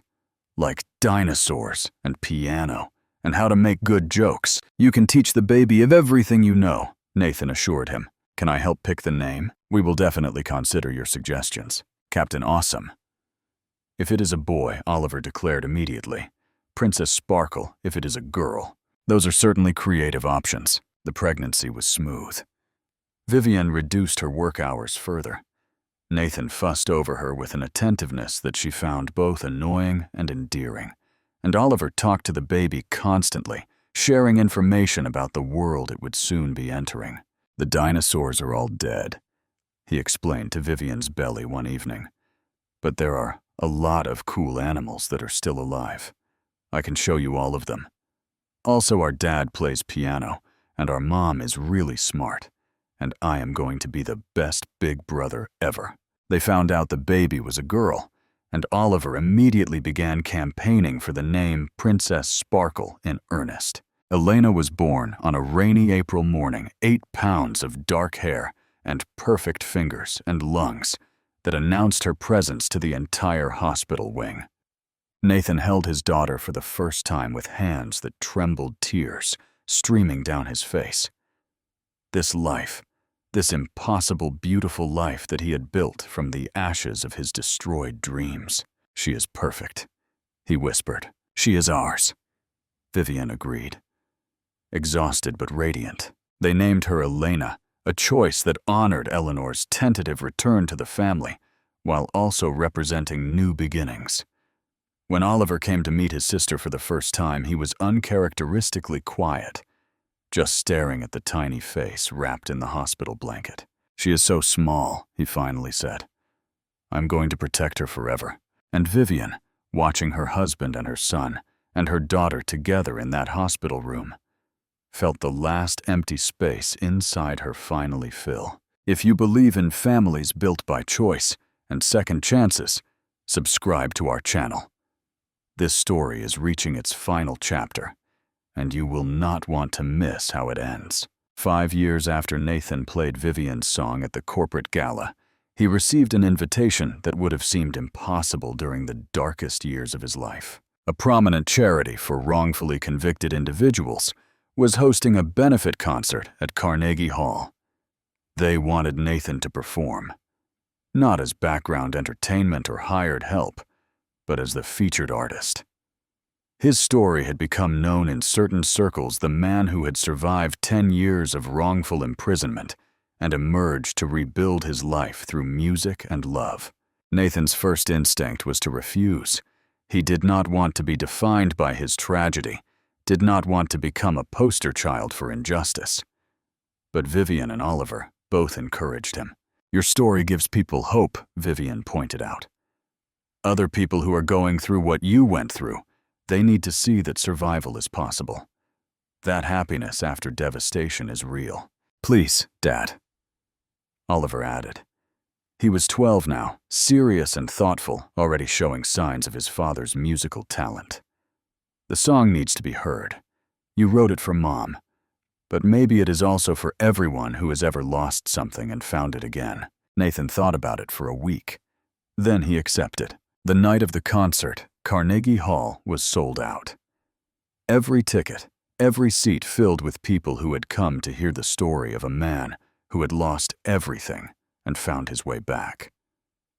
Proceeds would go to organizations that helped exonerated individuals rebuild their lives, the same kind of support Nathan had needed and struggled to find after his release. Vivian sat in the audience with Oliver, now tall and serious, and Elena, just 4 years old, but already fascinated by her father's music. The house lights dimmed, and Nathan walked onto the stage to applause that seemed to roll through the hall like thunder. He sat at the piano, adjusted the bench, and then spoke into the microphone that had been set up beside him. 18 years ago, I wrote a song for the woman I loved. We were young, and I thought we had our whole lives ahead of us. The next morning, I was arrested for a crime I did not commit. I spent 10 years in prison, lost everything I had, everyone I knew. But I never lost that song." He paused, looking out at the audience, and somewhere in the darkness he could see Vivian's face lit by the glow of the stage lights. "In prison, when everything else got too hard, I would play that song in my head. Every note, every phrase. It kept me connected to who I used to be, to the person I wanted to become again, if I ever got the chance. It reminded me that love was real, that hope was worth holding on to, even when everything seemed hopeless." He placed his hands on the keys. 5 years ago, I played this song at a corporate event. I did not know she was there. I did not know that the woman I had written it for, the woman I had loved for 18 years through prison and lost and everything in between, was standing in the crowd. But she was. She heard it. And against all odds, we found each other again. Nathan took a breath. "This is that song. The one that started everything. The one that brought me home."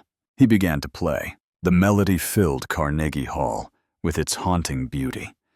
The same sequence of notes he had composed as a young man in love, preserved through a decade of imprisonment and 3 decades of life. Every note was perfect. Every phrase weighted with the emotion of everything he had experienced since the last time he had played it for an audience of one. The hall was absolutely silent. Not a cough, not a whisper, not a rustle of programs. Just the music and the story it told. When the final note faded, there was a moment of complete stillness. Then the applause began swelling and rising until it seemed to shake the very walls. Nathan wiped his eyes and spoke again. I wrote something new, too. Something for my wife and our children and the life we have built together. I call it Coming Home, because that is what these past 5 years have felt like. He played the second piece, the one he had composed for their wedding, but had been developing ever since. It wove the original melody into something larger and more complex. 2 musical themes finding harmony together, past and present, resolving into a single hopeful future. In the audience, Elena leaned over to Vivian. "That is our song, Mommy," she whispered. "That is our family's song." "Yes, baby," Vivian whispered back, tears streaming down her face. "That is exactly what it is." When Nathan finished, the standing ovation lasted nearly 5 minutes. People were crying throughout the hall. Strangers who had been moved by the music and the story it represented. Backstage afterward was chaos. Journalists wanted interviews. Well-wishers wanted to shake his hand. Representatives from record labels and concert venues wanted to discuss future opportunities. Through it all, Nathan kept looking for one face. When he finally found Vivian in the crowd, pushing through with Oliver and Elena in tow, he pulled all 3 of them into his arms. "You did it," Vivian said. "You were incredible." "We did it," Nathan corrected. "None of this would exist without you." Elena tugged on his jacket. "Daddy." The music made people cry. Happy crying or sad crying? Happy crying, sweetheart. The best kind. Oliver was quiet, but his eyes said everything. Pride in his father. Wonder at what music could accomplish. And maybe, just maybe, the beginning of his own understanding of why this strange art form mattered so much. The concert launched Nathan's career in ways none of them had anticipated. Offers poured in for performances, compositions, speaking engagements. But the opportunity that meant the most came from an unexpected source. Vivian had been working on something in secret for nearly 2 years. When she finally revealed it, Nathan could not speak for several minutes. "You bought it," he managed finally. "You bought my old apartment building." They stood in front of the structure that had haunted his memories for so long. But it looked nothing like the condemned wreck they had visited together years ago. The building had been completely renovated, its original architecture restored and enhanced. A sign above the entrance read, "The Brooks Palmer Music Center." "Not just bought," Vivian said. "Transformed. This is a community music center now. Free lessons for kids who cannot afford them. Practice rooms. A small performance hall. Everything you needed when you were young and everything you wished you had had after." Nathan walked through the building in a daze. The rooms were filled with instruments, some expensive and some modest, but all well-maintained. Young students were already taking lessons, their scales and exercises creating a symphony of beginning and possibility. And the main performance hall was located exactly where his old apartment had been. A plaque on the wall read, "Where love began, may music grow." "How long have you been planning this?" "Since the night we came back here together. Standing in that ruined room, I knew I wanted to turn it into something beautiful. Something that would help other kids, the way the community center helped you." Nathan pulled her into his arms. "I do not know how to thank you. You do not have to thank me. This is our legacy. Not my company or your concerts. This. Helping kids find their music the way you found yours." They stayed at the center for hours that day, watching lessons, meeting students, seeing the space come alive with the sound of learning. Oliver had already claimed a practice room and was working through scales with the same intensity he brought to everything important. And Nathan, standing in the spot where he had once played Vivian's song for an audience of 1, felt something shift inside him. The last traces of pain from those ruined years, The final whispers of shame and regret finally fell silent. He was home. Really, truly, finally home. Nathan sat at the piano in the center's main performance hall. It was evening. The students gone home, the building quiet, except for the soft creaking of old wood settling into its new purpose. The piano beneath his fingers was the same one from his old apartment, refinished and restored, the keys worn smooth from decades of use. He began to play Vivian's song one more time. Soft, slow, the melody flowing through the empty room like water finding its path. Vivian appeared in the doorway watching him play. She did not interrupt, just crossed the room slowly and sat beside him on the bench. "That song saved us both," she said when the last note faded. "That song was always you." Nathan turned to look at her. "Everything good that came after it all started with trying to express how I felt about you. The melody just gave those feelings somewhere to live. And now those feelings have a whole center, and a family, and a future I never thought I would have." They sat together in the quiet hall, surrounded by instruments waiting for young hands, by practice rooms, ready to nurture new talents by the transformed space that had once held their brightest hope and their darkest loss. "No regrets?" Vivian asked. Nathan thought about the question seriously. 10 years in prison, his father's betrayal, the decades of separation, all the pain and loneliness and struggling that had brought them to this moment. "I regret the time we lost," he said finally. "I will always regret that. But I cannot regret the path that brought us here. It made us who we are. It gave us Oliver. It taught us what matters. And what matters, this." He gestured at the room, at her, at the life they had built. Love that survives. Family that chooses each other. Music that outlasts everything. Second chances that turn into forever. Vivian rested her head on his shoulder. "Play it one more time." Nathan placed his hands on the keys and began the melody again. The song he had written at 23, preserved through prison and loss and time, now filling a hall dedicated to helping others find their own music. Outside, the city continued its eternal rhythm. Cars passed on streets that had changed over decades. Children grew and learned and dreamed. And in a renovated building that had once been condemned, a love story that had taken 18 years to complete finally found its home. Because sometimes love does not follow a straight line. Sometimes it takes 15 years, a prison cell, and a melody that refuses to die. Sometimes the person who was supposed to be your forever disappears, and you have to learn to live without them. Until one night in a crowded ballroom, a song you thought only 2 people knew fills the air, and you realize that some loves are worth waiting for. Friends, if this story touched your heart the way it touched mine, please don't just watch and walk away. Hit that subscribe button and join our channel family for more stories that restore your faith in love and second chances. Share this video with someone who needs to believe that their song is not over yet. Maybe they are going through a hard time right now. Maybe they have lost hope. This story could be exactly what they need to hear today. And we would love to hear from you in the comments. Do you have a melody that reminds you of someone you lost? A song that carries memories you will never forget? Tell us your story below. Your words might be exactly what another viewer needs to read, because some songs survive everything. And sometimes, if you are very lucky, so does love. Thank you for watching. We will see you in the next story.